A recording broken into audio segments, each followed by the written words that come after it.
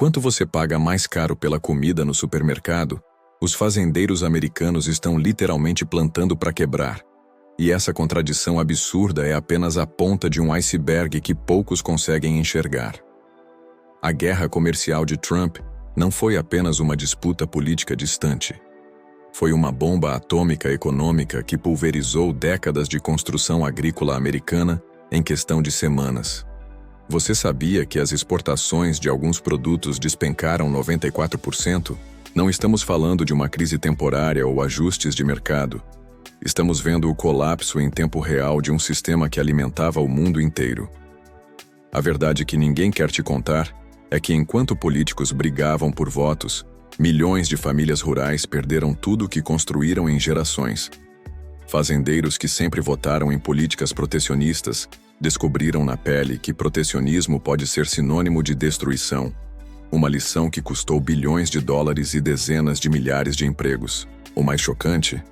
Essa crise expôs como meia dúzia de corporações gigantes lucram enquanto tanto produtores quanto consumidores se ferram no processo.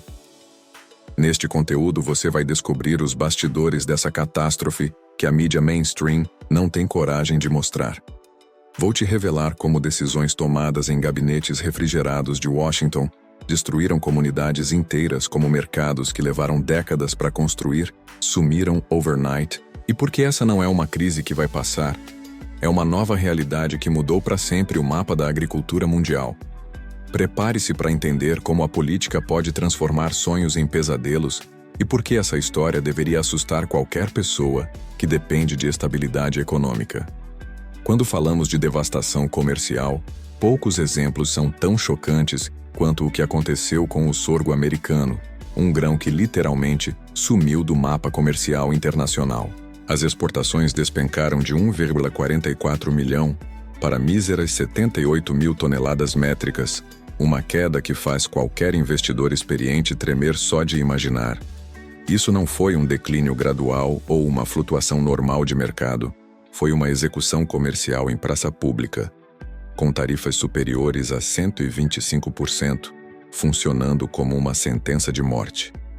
É como se você tivesse um produto que custava 100 e de repente passasse a custar 225 overnight, tornando-se instantaneamente inviável. O mercado não apenas encolheu, ele simplesmente deixou de existir. A brutalidade dessas tarifas revela uma lição que poucos empresários conseguem enxergar até ser tarde demais. A dependência excessiva de um único mercado pode ser fatal. Imagine se você fosse dono de uma padaria e 80% dos seus clientes decidissem nunca mais comprar seu pão. Não por qualidade, mas por uma briga que você nem começou. Os produtores de sorgo americanos viveram exatamente isso, vendo décadas de construção de relacionamentos comerciais evaporarem em questão de semanas. Essa não é apenas uma história sobre agricultura, mas sobre como as decisões políticas podem pulverizar fortunas construídas ao longo de gerações. O que mais impressiona é a velocidade.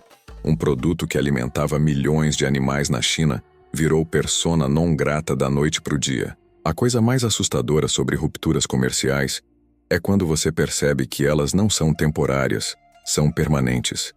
A China, que antes era como aquele cliente fiel que comprava de você há anos, simplesmente virou as costas e foi buscar os mesmos produtos no Brasil e na Argentina. Não estamos falando de uma pausa ou uma negociação difícil, mas de uma reconfiguração sistêmica que muda o jogo para sempre. É como se você perdesse não apenas um cliente, mas descobrisse que ele construiu uma nova rede de fornecedores que nunca mais vai precisar de você. Os chineses não estão esperando as coisas se acalmarem. Eles estão criando novas parcerias, assinando contratos de longo prazo e investindo em infraestrutura em outros países. Essa é a dura realidade que muitos ainda se recusam a aceitar. O que torna essa situação ainda mais dramática é entender como os mercados globais realmente funcionam.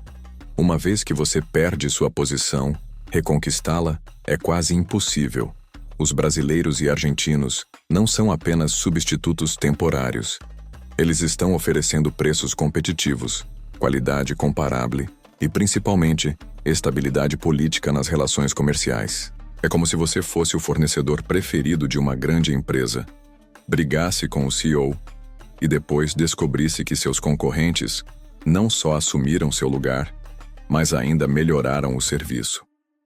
A China está investindo pesado em portos, ferrovias e tecnologia agrícola na América do Sul, criando uma dependência reversa que favorece seus novos parceiros. Essa não é uma mudança de humor. É uma estratégia de longo prazo que vai durar décadas.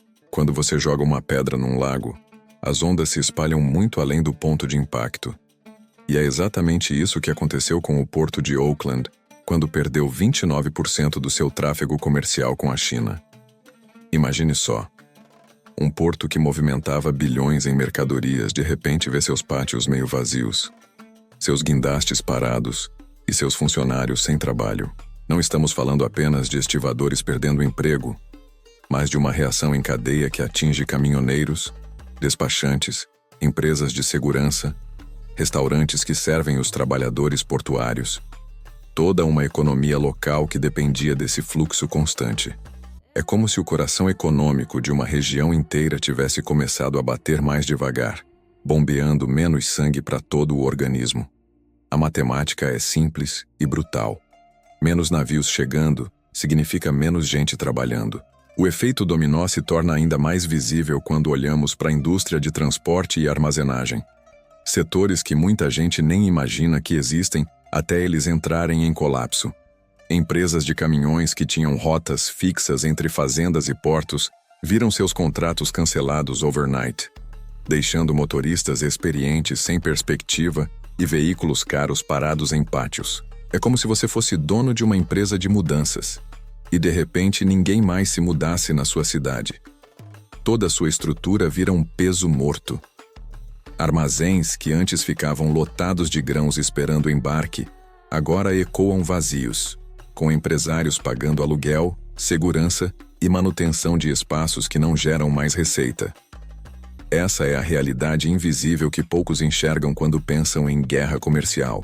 A situação dos exportadores americanos virou um pesadelo financeiro que poucos conseguem imaginar. 68 viagens marítimas canceladas é como ter 68 cheques devolvidos numa única semana.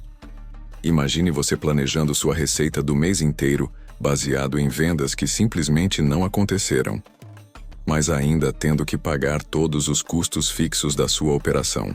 Os exportadores não apenas perderam vendas, mas viram os custos de containers explodirem enquanto a demanda despencava. É como se você fosse obrigado a pagar mais caro exatamente quando tem menos dinheiro para gastar.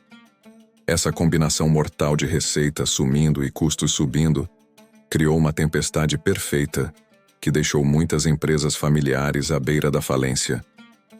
O mercado que antes funcionava como um relógio suíço virou uma loteria onde só se perde.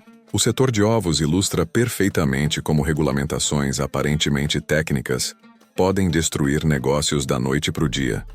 Com 55% do valor das exportações americanas de ovos sendo produtos containerizados, o US Chips Act virou uma bomba relógio pronta para explodir.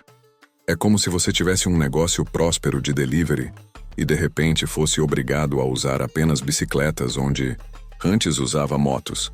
Tecnicamente possível, mas economicamente inviável. Os exportadores de ovos que levaram anos construindo relacionamentos com compradores asiáticos viram seus produtos ficarem caros demais para competir no mercado internacional. Essa não é apenas uma questão de regulamentação. É sobre como burocracias distantes podem pulverizar sonhos construídos com décadas de trabalho duro. A coisa mais frustrante sobre crises econômicas é quando o governo oferece band-aids para tratar hemorragias.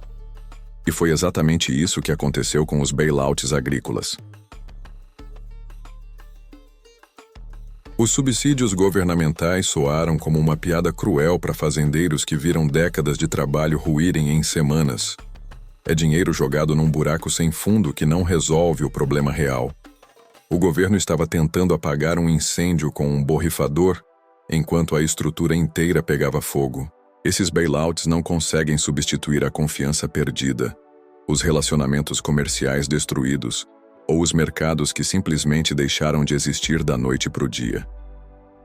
O mais revelador dessa situação é a mentalidade que se instalou entre os produtores. Plantar para perder menos dinheiro, não para lucrar. Não. É como se você fosse obrigado a abrir sua loja todos os dias, sabendo que vai sair no prejuízo, mas esperando que o prejuízo seja menor do que manter ela fechada. Essa não é sustentabilidade, é agonia prolongada. Fazendeiros experientes, que sempre souberam calcular riscos e oportunidades, agora plantam por desespero, não por estratégia comercial. É uma inversão completa da lógica empresarial, que transformou a agricultura americana numa atividade de subsistência disfarçada de agronegócio. O bailout vira uma muleta que impede a pessoa de aprender a andar de novo. Agora que você viu os bastidores dessa catástrofe econômica, uma pergunta fica no ar. O que você está fazendo para se proteger da próxima crise que pode destruir sua estabilidade financeira da noite para o dia? Essa não é apenas uma história sobre fazendeiros distantes, é um alerta sobre como decisões políticas podem pulverizar fortunas construídas em décadas, independente do seu setor ou localização. A agricultura americana era considerada invencível, tinha décadas de experiência e bilhões em infraestrutura. E mesmo assim desmoronou em semanas. Se isso pode acontecer com eles, o que te faz pensar que você está seguro? Será que você está colocando todos os ovos numa cesta só, como fizeram os exportadores que dependiam da China? Ou será que você está diversificando suas fontes de renda e se preparando para mudanças que ninguém consegue prever? O conhecimento que você acabou de absorver não pode ficar parado. Precisa virar ação. Comece questionando sua própria dependência. De onde vem sua renda principal? Quão vulnerável você está a mudanças políticas ou econômicas? Que alternativas você tem se seu mercado chinês desaparecer amanhã? Essas perguntas podem incomodar, mas são elas que separam quem se prepara de quem apenas reclama quando a crise bate na porta. Você tem duas opções: fingir que isso é problema dos outros e continuar vivendo na zona de conforto, ou usar esse conhecimento como combustível para construir uma estabilidade financeira real e diversificada. A história mostrou que quem ignora os sinais paga o preço mais alto quando a tempestade chega. Se esse conteúdo abriu seus olhos para realidades que você não conhecia, se inscreva no canal e ative as notificações, porque vou continuar trazendo análises que a mídia mainstream não tem coragem de fazer. O próximo vídeo pode ser sobre a crise que está se formando bem debaixo do seu nariz e você não vai querer perder.